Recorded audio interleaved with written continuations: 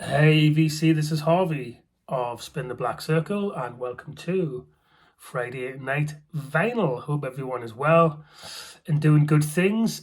Tonight's tipple of choice is a Spanish lager named Madrid, which is very popular in the UK. You see this all of a sudden the last couple of years in every pub you care to frequent in the UK on draft. It's all over supermarkets.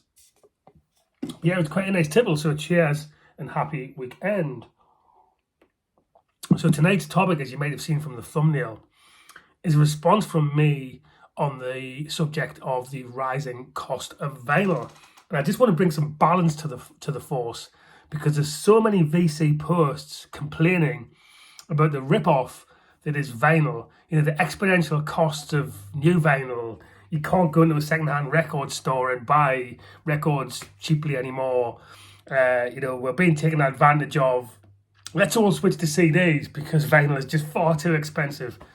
I just think it's got out of hand a bit. So I just want to put it all into context. And if we take a big step back on this, last Friday, in fact, I ordered a takeaway for my wife, myself, and two kids from the local Indian restaurant that happens to do takeaway food, and for 3 curries, basic curries, 1 naan bread, 2 rice, and a couple of chapatis. £61. £61.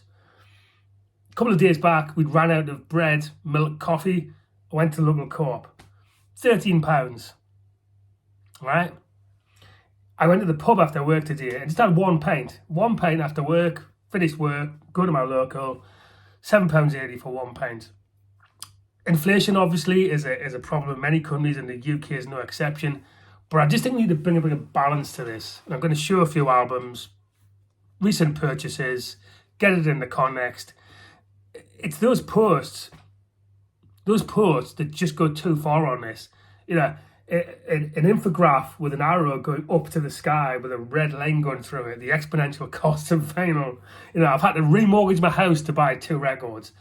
Just hold off. It's really not that bad, whether we're talking about secondhand or whether we're talking about brand new vinyl. I think it's just getting a bit out of context. Now, I'm going to go to some extremes here because I'm going to talk about some very cheap vinyl that I recently bought, but I'm also going to talk about a new album that I bought recently and the value of that. Get it in the context. So I'll start with this, and this wasn't that long ago, that I bought for £1 in the UK, in a bargain bin, the original pressing of Roxy Music's Avalon for £1.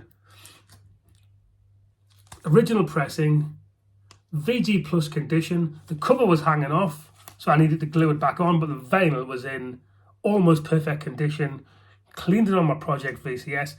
This is mastered by Aaron Chakravarti, famous mastering engineer, original UK pressing, possibly out of 2,200 albums, in the top 50 best sounding pressings I've got in my collection. Original Roxy Music UK Avalon, absolutely superb. Stuck it in a Mo 5 sleeve, unbelievable. £1, right?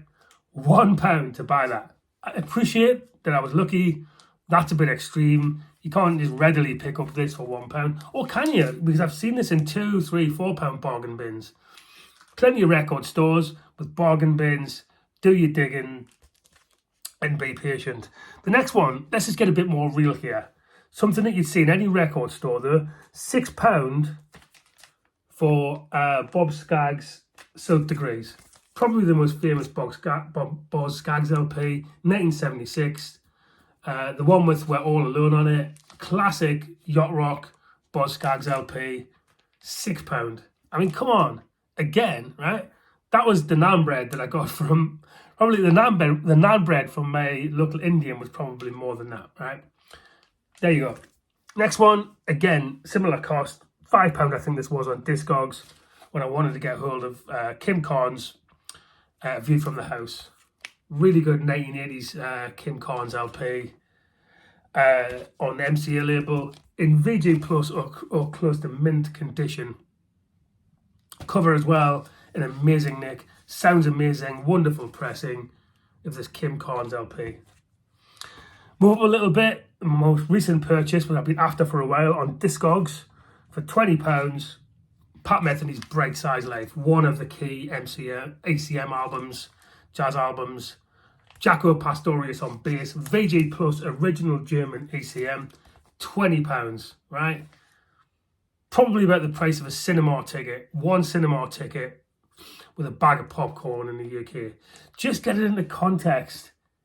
If you go to the local pub with your better half and order a burger and chips with a pint each, it's going to be at least double that, no matter where you live in the UK. Can't believe that's any different stateside either or anywhere else. Pat Metheny's Bright Size Life. I'm going to play this dozens of times. I love the album. Had it on CD ages ago. Streamed it loads. Fantastic. One of the best DCM albums. Talk to me about why that's not of value and why £20 is a reasonable price for that LP. Now then, so new albums are record companies ripping off vinyl buyers. And I guess it depends, right? Amazon tends to price chip down so that it can compete. Record stores tend to try to compete with Amazon. Yes, there is a proliferation of, especially looking at, I suppose, mature middle-aged record buyers who are buying things for the third, fourth, or fifth time, having originally bought them on vinyl and then bought them in CD era, and then had mini discs, and then had MP3 downloads of classic rock LPs. So you get those big Black Sabbath box sets, you get, the big Roxy Music box sets, the recent box sets by Creedence Clearwater Revival, which were on Acoustic Sounds. Of course, record companies are there to make money, and they will try to tap into that mature record buying market. But it doesn't have to be that way. In a Bath record store just before Christmas, a fantastic reissue of this folk rock classic, Malik by the Lafayette Afro Rock Band for £22, right? Brand new, great pressing, repress obviously, not an original pressing. Absolutely fantastic for less than £25. And I'll play it to death again. That is not through the roof. And generally, if you look at local independent record stores, they'll do their best, because of that Amazon price chipping point, they'll do their best to try and compete and keep that price down. And record store day, yes, there's probably a premium for some of those releases, and you might be looking at upwards of £30 for a brand new RSD album. But you've got a choice, right? And record store day is one day a year. The rest of the time, if you have a local independent record store, or if you look closely on Discogs, on a UK price, you can probably still get most brand new single albums for under £30, or in the kind of £22 to £26 bracket, which I don't think is that different to about 5 or 6 years ago. So let's get this into perspective. Vinyl and record buying is not a cheap hobby. It's a luxury, and many people can't afford it. Many people, if we're honest, are struggling out there at the minute just to clothe themselves and eat and keep a home warm. For those who are more fortunate, though, let's get it into perspective, because if you're using some form of disposable income and you have a choice, now I really don't think that vinyl is that expensive an option in the scheme of things. So let's get into perspective. Expensive hobby, especially if you're buying in bulk. Yes, you need to be careful, because like anything, there's people out there trying to rip you off. Of course, record companies will do what they can to make profitable money, but you have a choice. You have independent record stores, you have Discogs, and you can scour for bargains on Discogs. If you live in the middle of nowhere, I really don't believe that Amazon is that expensive an option, and even they have, as well as that price competitiveness, those 15, 20, 25% sales that they often run. So get it into perspective. This is a fantastic hobby that involves buying music that you may play 10, 20 or more times a piece of vinyl when you buy it in your lifetime.